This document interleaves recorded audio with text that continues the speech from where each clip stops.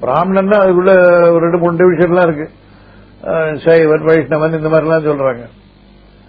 இது விஷ்ணுவை வணங்குறவன் ரொம்ப ஒரு ஜெனரலைஸ் பேசிக்கா ஒரு டிஃபரன்ஸ் எடுத்துக்கணும்னா சிவனை ஏற்கிறவன் சைவ, இவன் விஷ்ணுவை ஏற்கிறவன் வைஷ்ணவன் வச்சுக்கலாம். பட் அதுல சைவன்ல கூட ஒண்ணு இருக்கு.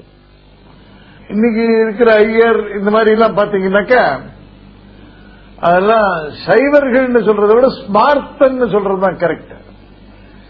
அவர்கள் விஷ்ணுவையும் ஏற்பார்கள், சிவனையும் ஏற்பார்கள். ஏன்னா அவங்க ஸ்மிருதிப்படி நடக்கிறவங்க, அதனால ஸ்மார்த்தர்கள். அவங்களுக்கு இந்த விஷ்ணு சிவன் வித்தியாசம் கிடையாது. அவங்களுக்குள்ள நிறைய டிஃபரன்சஸ் வந்து போச்சு. அதுல பிரிவுகள். இதுக்கு ஒரு பிலாசபியோ ஒரு தத்துவ விசாரணையோ ஒரு ஃபெய்த்தோ காரணம் இல்ல. ஜியோகிராபி. ஒவ்வொரு பகுதியில் இருந்தவங்க தங்களை ஒவ்வொரு பிரிவா வச்சுட்டாங்க. எல்லாம் ஜியோகிராபிக்கல் டிஃபரன்சஸ் தானே ஒழிய ஒரு கான்செப்ட் ரீதியாகவோ பிலாசபி ரீதியாகவோ ஃபெய்த் ரீதியாகவோ வித்தியாசம் இல்லை. ஆனா ஜியோகிராபிக்கல் டிஃபரன்ஸ் வந்தது. பூகோள ரீதியான வித்தியாசங்கள். நார்த் ஆர்காட், செங்கல்பட்டு இதெல்லாம் வடக்கு. அந்த பகுதியில் இருந்தவர்கள் வடமர்கள், வடமான அவங்க. காவிரி ஆத்தங்கரை, கொல்லிமலை பகுதி, இங்க நதிகள்லாம் நிறைய இருக்கும். அங்க இருக்கிறவங்க கொஞ்சம் யாகங்கள்லாம் அதிகமா பண்ணுவாங்க. அவங்க தங்களை எல்லாரோட பெரியவங்க, பிரகசரணம் பெரியவர்கள் அப்படின்னு அவங்க வச்சுட்டாங்க. பிரகசரணம். இந்த ரெண்டுத்துக்கு நடுவுல இருந்த பிரதேசத்தில் இருந்தவங்க நாங்க மத்தியம பிரதேசம். அந்த மத்தியமன்றது வாத்திமன் ஆயிப்போச்சு. அது வாத்திமன். ராமநாதபுரம் சைட்ல இருந்தவங்க ஒரு 8000 பேர் குடும்பங்கள். அப்போ அவர்கள் எண்ணாயிரத்தார்கள் அப்படின்னு. அந்த 8000 சமஸ்கிருதத்தில் அஷ்டசகஸ்திரம். சோ இப்ப என்ன போச்சு? வடமா, பிரகச்சரணம், வாத்திமன், அஷ்டசகஸ்திரம்னு வந்து போச்சு.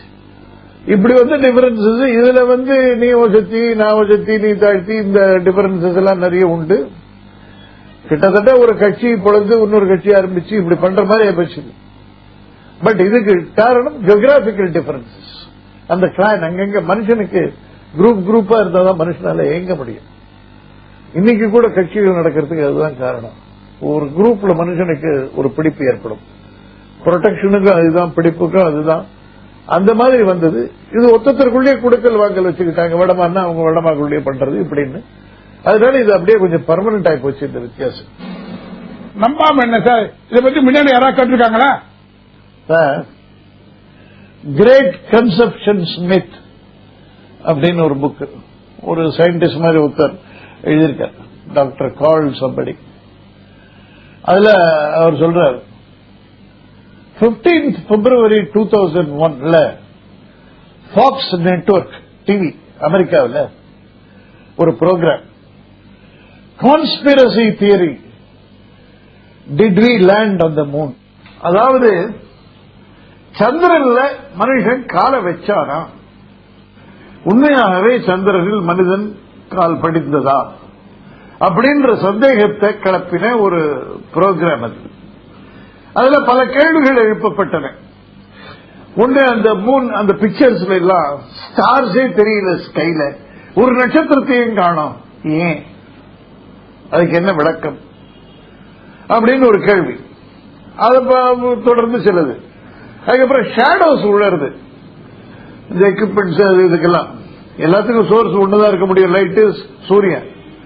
பட் இந்த ஷேடோஸ் அந்த மாதிரி ஒரு சோர்ஸ் லைட் மாதிரி இல்ல, கோணாமணன் பல மாதிரி விழுந்திருக்கு, ஏன்? வேற என்ன லைட் சோர்ஸ் அங்க? எப்படி வந்தது அந்த மாதிரி? ஏதோ ஸ்டுடியோல லைட் போட்டு எடுத்தீங்களா? எப்படி அது அப்படின்னு ஒரு கேள்வி.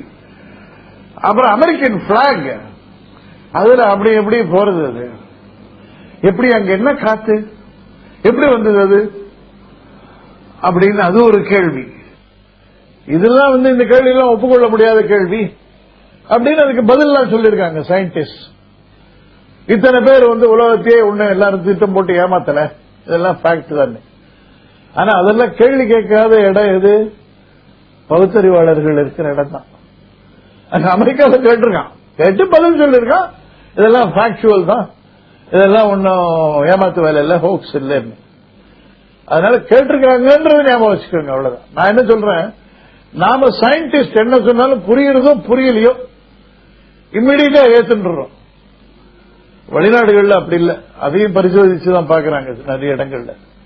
இங்க நமக்கு சயின்ஸ் தெரியாது, அதனால அவன் என்ன சொன்னாலும் ஏத்துப்போம். நமக்கு ஜோசியமும் தெரியாது, ஆனா அவன் என்ன சொன்னாலும் நிராகரிப்போம். நமக்கு ஆஸ்திகமும் தெரியாது, ஆனால் அவன் என்ன சொன்னாலும் நிராகரிப்போம். இவ்வளவு தூரம் போவானு இந்த 3 பத்தி அவங்க நடந்த டெலிவிஷன் நிகழ்ச்சி அதுக்கு கிடைச்ச பதிலா இருக்கட்டும். இப்ப ஒண்ணு வந்திருக்கு பேப்பர்ல, ஒரு ரிசர்ச், உடம்பு வலி இந்த மாதிரி விஷயங்களுக்கெல்லாம் மருந்து கண்டுபிடிக்கிறதுக்கு, இந்த வலி எதனால வருது, இதை எந்த மருந்துனால இதை டேக்கிள் பண்ண முடியும் அப்படின்னு ரிசர்ச். அந்த ரிசர்ச் பிரமாதமா பாராட்டப்பட்டு மெடிக்கல் ஜேர்னல்ஸ், சயின்ஸ் ஜேர்னல்ஸ், அதாவது விஞ்ஞான பத்திரிகைகள், உலகம் முழுவதும் ஏற்றுக்கொள்ளப்பட்ட விஞ்ஞான பத்திரிகைகள் அதுல வெளியாகி இருக்கு. அது இதுல வெளியாகிற ஒவ்வொரு விஷயமும் விஞ்ஞானிகள் ஆராய்ந்து பார்த்து சரிதானா அப்படின்னு தீர்மானித்து அதற்கு பிறகு வெளியிடப்படுகிற விஷயங்கள் சொல்லப்படுறது. அப்படிப்பட்ட புத்தகங்கள் எல்லாம் வந்தாச்சு. இதை எழுதினவருக்கு பெரிய பாராட்டு.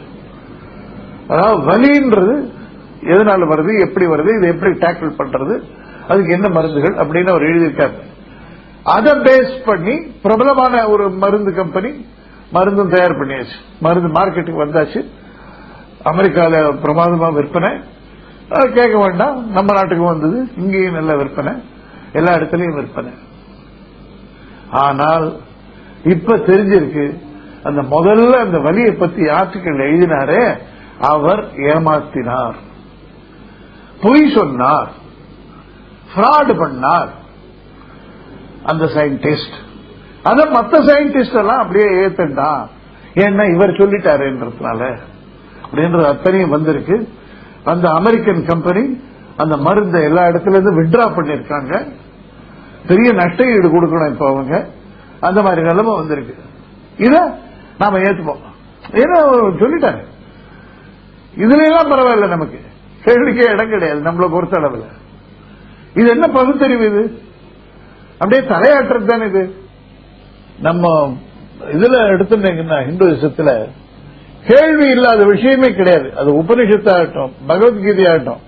பகவத்கீதையில அர்ஜுனன் கிருஷ்ணனையே அக்யூஸ் பண்றான், தெளிவா பேசி குழப்பாதேன்னு. குழப்பமான வார்த்தைகளால் என் புத்தியை மோகிக்க செய்கிறாய். அதை விட்டுட்டு எது நல்லதுன்னு நிச்சயம் பண்ணி ஒரு விஷயமா சொல்லு அப்படின்னு கேட்கிறான். எது கீதோபதேசத்தில் வருது.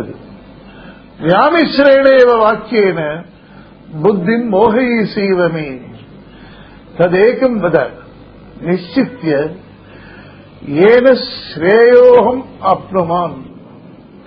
அதாவது குழப்பாத போட்டு ஒன்ன நிச்சயம் பண்ணி சொல்லுது. இந்த மாதிரி ஆர்குமெண்ட்ஸ், அதாவது அந்த அளவுக்கு இங்க கேள்விகள் உண்டு, கிராஸ் கொஸ்டின்ஸ் உண்டு, கிராஸ் எக்ஸாமினேஷன் உண்டு. அதையெல்லாம் வச்சுதான் நம்ம தத்துவங்கள் கூறப்படும்.